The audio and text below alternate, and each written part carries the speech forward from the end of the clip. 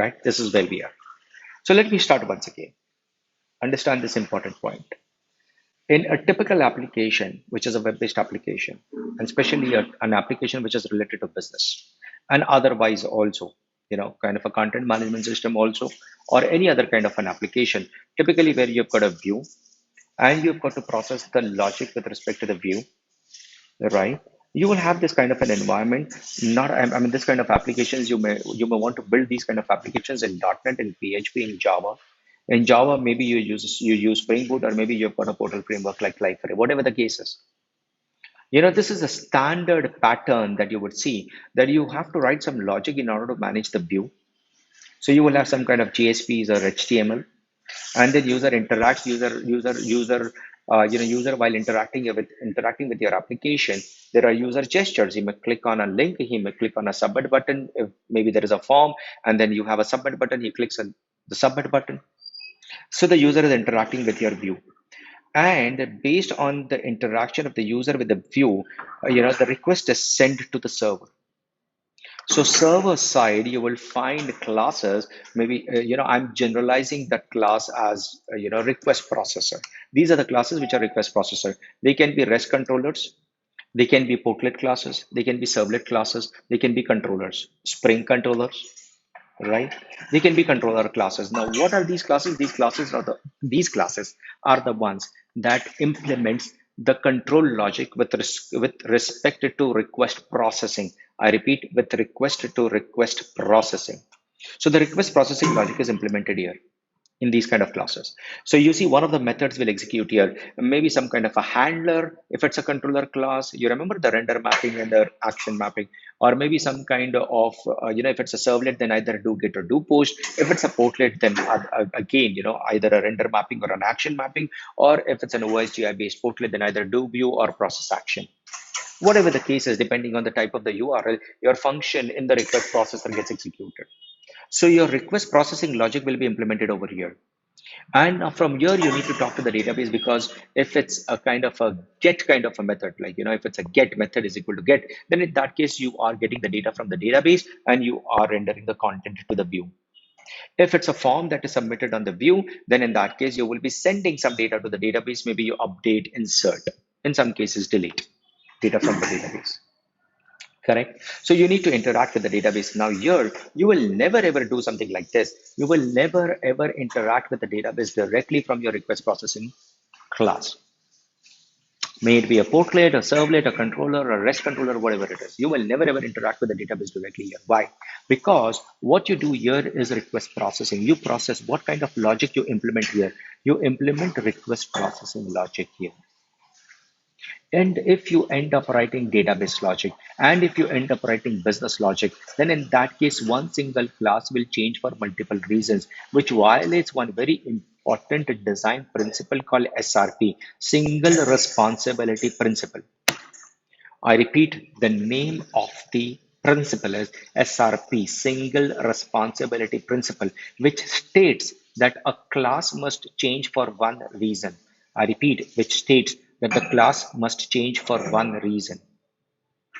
But if you end up writing database logic here and the business logic here and your request processing logic here, if request processing logic has to change, it will change. You will end up changing the same class. If the business logic changes, you will end up making changes to the same class. If at all data logic changes, then you will end up making changes to the same class. That means your one single class will not change for one reason, it will change for multiple reasons.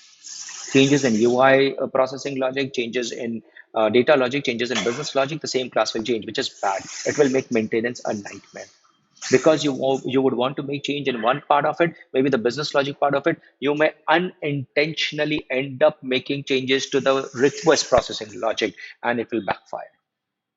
Similarly, maybe you wanted to make change to request processing logic. Unintentionally, you may end up making changes to that part of the same class, the same function. You may end up making changes to the business logic part of it, which was unwarranted. So it's not advisable that you have fewer fatter classes. What is advisable is you must have many simpler classes. And as I just explained, what is business logic? Business logic is any kind of implementation, any business logic that you implement in some class that is purely related to business. Not that the logic is related to how you are, showing, enabling, disabling, hiding, making it visible, not how you show the content on the view. It's not related to how you talk to the database. It is very much related to the business. When I say related to the business, that kind of logic holds true even if you do not have software. I gave you some very good examples in a banking application. If it's a software, it will certainly make sure that the withdraw amount is not more than the balance on hand. Now, if even if you do not have software, and if the bank is doing things manually, if the transactions, as I said, I mean, it's hardly to imagine a bank today which does its transactions manually. But then suppose 25, 30 years back, if it was manually done, then in that case, still the same business logic will hold true. They will never ever they will never ever allow a transaction wherein a person is trying to withdraw more than the balance on hand. Again, there is business logic. If it's a current account wherein an overdraft facility is given to the businessman, then yes, they may allow. Again, they will check if that the amount that he is withdrawing does not surpass the credit limit given to that customer. Now see, all of this is business logic.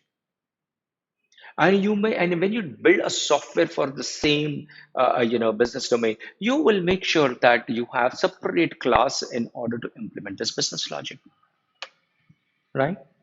You will not like to you would not want to club, or you would not want to write this business logic also in the same class in which you are processing the logic. So this is not what you will be doing ever.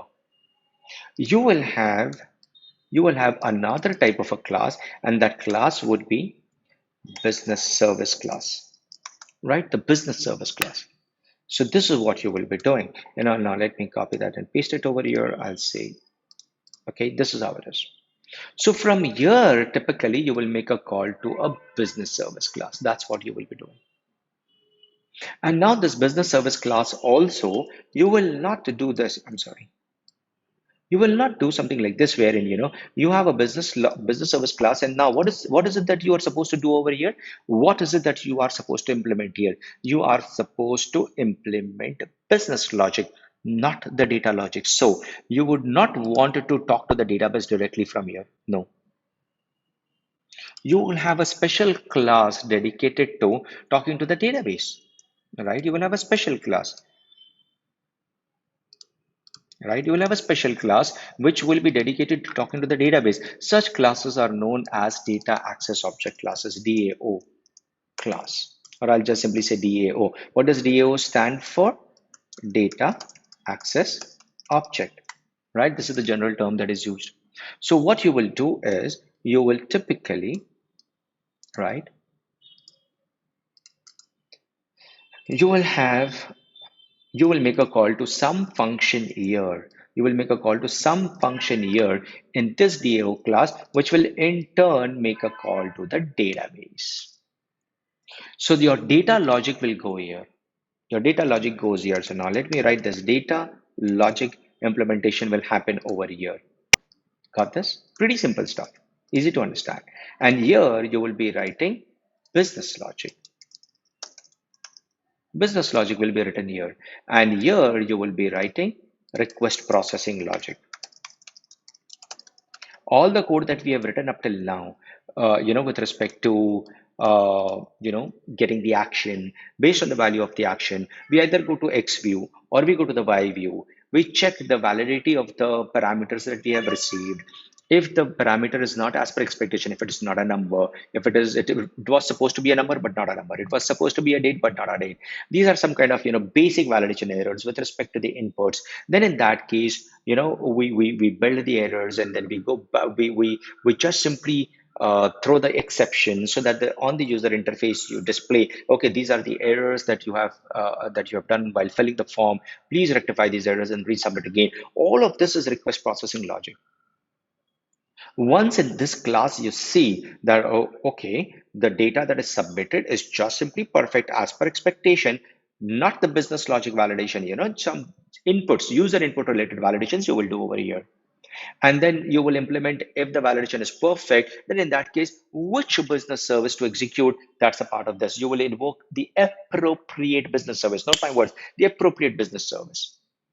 And there can be n number of business services in a given application. In a large enterprise application, you may have n number of business services. So you will make a call to the business service class. Here you will implement business logic, all that logic which is very specific to the business. And then from the business logic, of course, you need to talk to the database so that you can get the data, you can insert the data, you can update, delete, and stuff based on the logic. So you will not directly talk to the database, you will invoke some method on the appropriate, again, note my words, appropriate DAO class. And in the DAO class, you will implement the logic, insert, update, delete. And if at all you have to write something which is very specific to that database, for example, still, Oracle is an RDBMS, MySQL is also an RDBMS, SQL Server is also an RDBMS, but still there are some differences when it comes to using the functions of these databases. Right, they all conform to 12 chord rules of RDBMS. That's fine, but then otherwise there is still dialects are different. The way you interact with Oracle, MySQL, and SQL Server using some functions and stuff. For example, in Oracle it is substr, and in case of MySQL it is substring, or in SQL Server it is substring. So all of that, if it is very specific to the database, anything that is specific to the database, it will be here. So that if at all there are any changes in future, with database logic, you only make changes here. You do not make changes here. If there is any change with respect to business logic, you make changes here and you do not end up making changes in these two classes. And similarly, if you have got just a change in how the view is being managed, if a request processing is implemented, if there is a change in that, you don't end up making changes to these two classes. So typically in any application, this is how it is. So you see, I just opened one of my applications, which is a Springboard application. You see this? This is a Springboard application. As you can see, I have controllers. I have a REST controller here. Can you see this? I have controllers. You can see this get mapping, like we work with render mapping. I've got get mapping and stuff and all. Correct. And then, okay, forget about Kafka. And then I have, a model classes. You can see this. I have model classes. You see this? I have my model classes. These are model classes which are mapped to the tables in the database. Okay, so there is one more important thing. Now, you know what? Your approach is supposed to be what? Object oriented. I repeat, your approach is supposed to be object oriented. But the data that is stored in the database is relational data. RDBMS. It's relational. It is stored in the form of rows. So when you retrieve the data from the RDBMS, or when you want to put the data into database, any RDBMS, you would want to serialize the objects. You need objects. You need to work with objects. So it's like you will be serializing the state of an object. Say, for example, employee is a class. I will create an object of employee class, and I will have ID, name, and address, and whatever the fields are. I will create the state of an object, and I will have a mechanism wherein I serialize the state of that object into the database as rows. While retrieving, what I retrieve is using a select statement, I retrieve rows from the table in the database, but then I would want to create an object of that row. So if suppose I have retrieved an employee with ID is equal to 101, I need to create an object of class employee where the value of ID will be 101 and the name will be whatever is retrieved from the database. Address will be whatever is retrieved from the database for that, based on that select statement. So I would want to create a object of employee. Now, I need to have mapping between the object and the relational data. Yes or no? Come on. I need to have mapping between the objects and the relational data. And that mapping is ORM mapping, object relational mapping. I repeat, ORM, object relational mapping. And there are frameworks available. The most extensively used framework on the face of this earth is Hibernate, which conforms to this JPA, which conforms to the Spring JPA, API as well. While keeping that JPA aside, but Hibernate is the framework. That's the code that provides the implementation of ORM. So what is it supposed to help you with? It is supposed to help you with serialization of the state of an object into the database, and then marshal and unmarshal, read the data from the database, create an object and give you have an object, serialize the state of that object into the database. So for that, you need to create model classes. I repeat, for that, you need to create model classes. So here, across all the three, I repeat, across all the three, yes, you do have the concept of value objects as well. I repeat, you do have the concept of value objects as well. We will not get into that for now. All right. We will not get into that for now, beyond the scope of our discussion as of now. If time permits, we will see that later. But then otherwise, you will have model classes. I repeat, you will have model classes. So you will have yet another type of a class.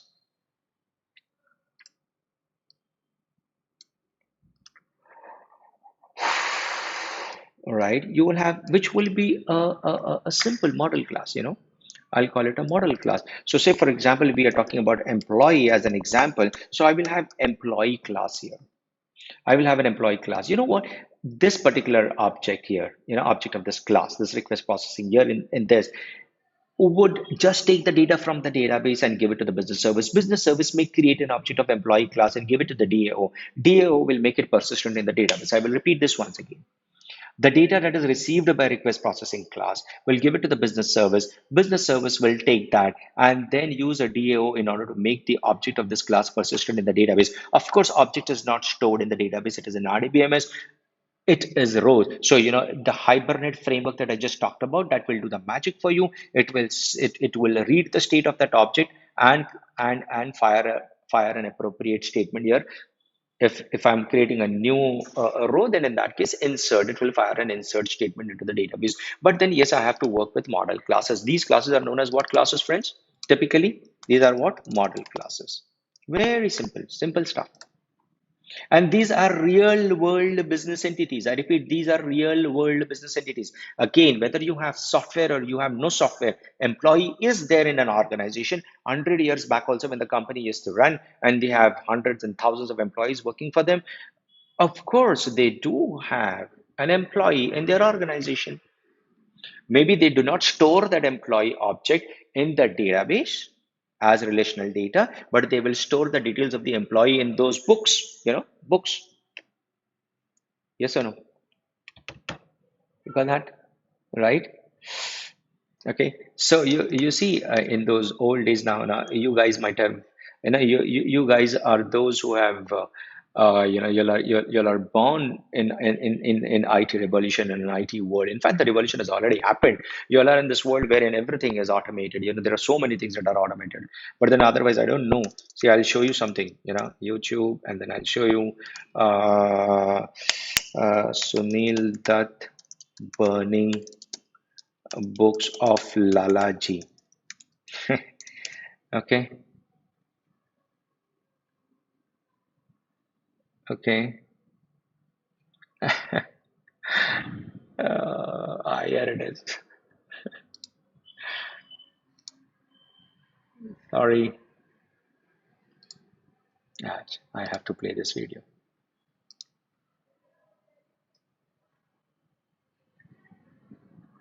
That's bad.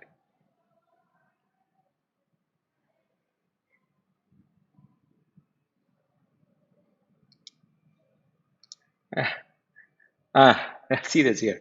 Now, this guy has come in order to burn all the books. I wish I could show that to you. Here it is. Here is the scene. Yeah, see this, see this. Now he's burning all the books. You can see this here.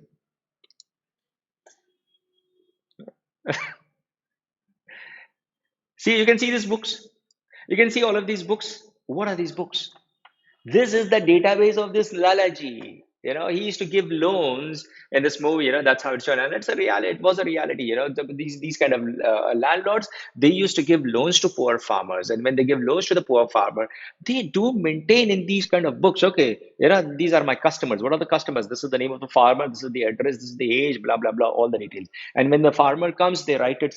Again in some kind of a book, Bahi Khata, that is called in Hindi, Bahi Khata. They used to write that in the book. Okay, on this date, this time, so and so farmer has taken loan of say 100 rupees. 100 rupees was a big thing at that point of time. And then they do all that calculation and they say, oh, okay, this month we are supposed to receive this much money back from so and so farmer. Adding the interest and stuff. Business. But this is his database that he's going to burn now. Right? This is his database. Like, he's going to crash his database. So this is the database. This is where everything was stored. But now it's all about your RDBMS. You have your database, maybe NoSQL based database or whatever the kind of database you have. Okay. So you have this. Okay. Going back to my draw.io, here you go. Right. So model classes, these are real world entities, my dear friends, real world entities. So a customer is there in that Lalaji's business also, 100 years back, right? A transaction, a loan is a business entity. A transaction is a business entity. A receipt is a business entity, and so on. Okay. Address of the customer is a business entity, so on. Today, bank is doing the same job. They also give loans to people. It is just that banks are automated, customers are sophisticated. They are not farmers necessarily, and they give loans and they do make an entry of all of those transactions where in the database. So you will find that your application, a business application typically will have n number of model classes, right? N number of model classes. This is my model class in this particular service, and then I have a DAO class. Can you see this? I have a DAO class. You got that? I have a repository as well. We will come to repository later if time permits. But then otherwise, I do have service as well. And you will see that in service, I have business logic written. Please see. You see, search event by keyword. This is the business logic that is written. Take a look at this. This is the business logic, right? Get open training events by training ID. This is the business logic. All of my business logic is written over here. And which kind of a class? This is event service class. So you're getting the point, right, friends? I hope you're getting this point. So I'll close this application. I'll be back to my Liferay. And this is how typically it is. So what are the kind of classes that you will end up creating in an application wherein you deal with business? It's a business application, or even if it's not a typical business application, even if it's a content management system, a blog is a business entity. Come on. With respect to content management system, don't you think blog is a business entity? Don't you think file entry is a business entity? Don't you think a user who has logged onto the system is a business entity? Don't you think the role that the user belongs to is a business entity? Come on, yes or no? Come on, come on, come on. Yes, they are all business entities. So you will find n number of business entities. N number of business entities. And if you want to create a widget which takes care of employee, creating new employees in the system, so we are just making up things out here. In real life projects, you will have much more, of course, and complex and sophisticated complex and use cases that has got many scenarios. So a lot of business logic and stuff. So, but then otherwise, if you take an example of a normal employee application that we started with, I've got the list of employees being displayed over here. I must be able to add a new employee, and then I must also be able to edit an existing employee and delete an existing employee. But then when I add an employee, when I say add, and when I write all my when the end user will put the data and click on submit, there is some business logic that I may want to implement.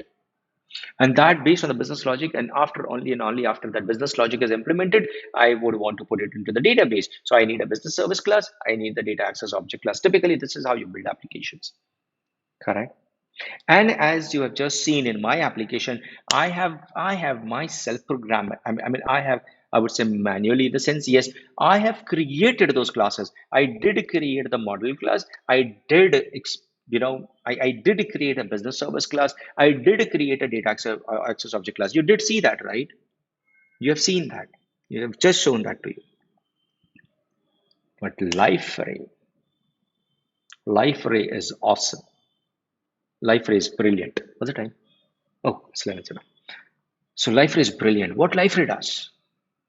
Liferay tells you, hey, hello, you just tell me, or rather configure your entity class. It says don't even create this entity class. For example, if employee is supposed to be the entity class, then in that case, it says do not worry about creating the employee class as well.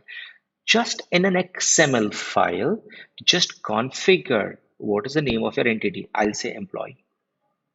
Just configure what will be the primary key. I'll say employee ID. My Liferay tells me do not worry about anything else. Just tell me what are the other fields. I'll say name and address. Then it tells me, oh, okay, you want to generate a remote service which you must be able to invoke from somewhere else as well.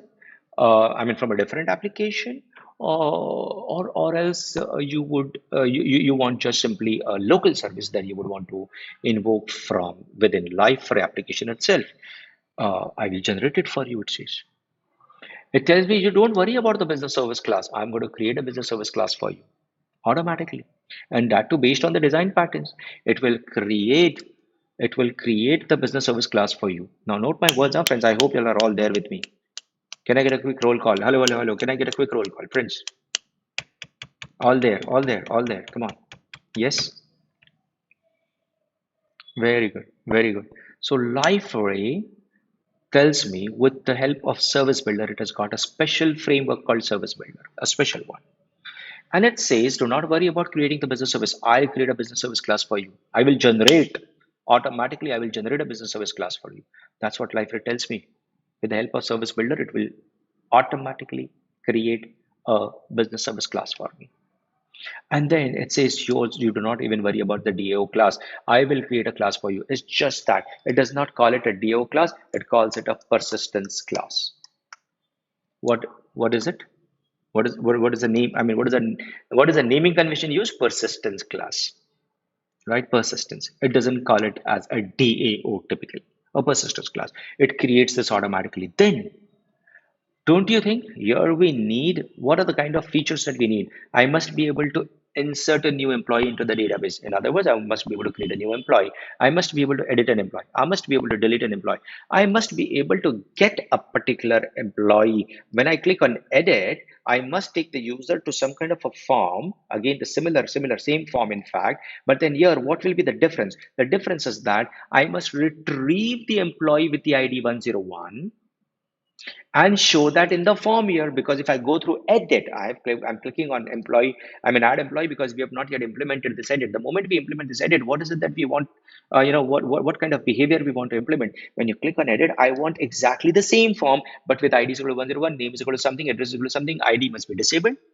Do not allow the user to change the primary key. That's not how you build business applications. Name and address you can change and click on submit, then we edit it into the database, correct? So in such a case, we would want to retrieve from the database a particular employee with the ID, whichever is the ID against which the user has clicked on edit. Then if the user clicks on delete here, we must be deleting 101. If the user clicks here, we must be deleting 102 record from the database.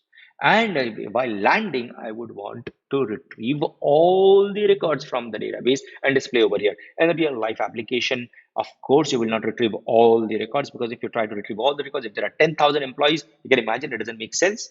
Unnecessary performance hit. 10,000 records coming over the network. No one does that. You will never ever do that. You will need pagination. So in the user interface, you will build pagination and you will retrieve 10, 10, 10, 10 records. So I need feature for that as well. I must be able to retrieve 10, 10, 10, 10 records. All of these are the features that I need, right? I need all of these features. So Liferay says, do not worry about it. It says I will give you all CRUD related features. Sorry. What it says, Liferay says, I'm going to give you something called service builder component, a framework rather, a framework.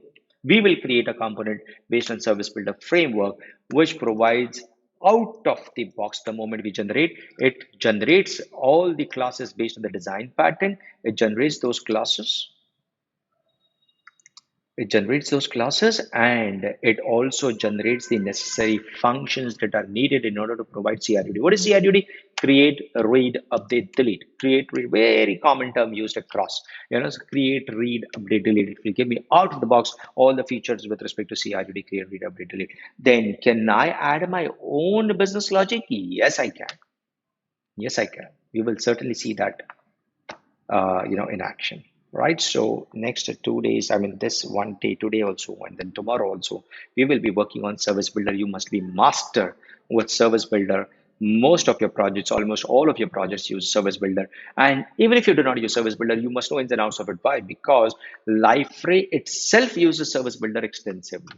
Its own widgets ends up using service builder in order to access the business logic, or in order to invoke business logic. So when it invokes business logic, it invokes business logic on components that are built on service builder. You got that? Built on top of service builder. So entire Liferay portal, a large part of it, service side, the business logic is all implemented with the help of its own framework service builder, which we also can very well use and build our own services, right? Very simple to do it. Not that I'm going to get started with it.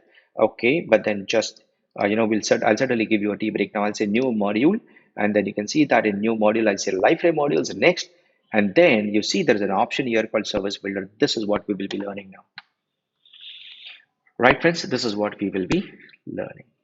Got this? Yes. So if you have any doubts, any questions, you can absolutely feel free to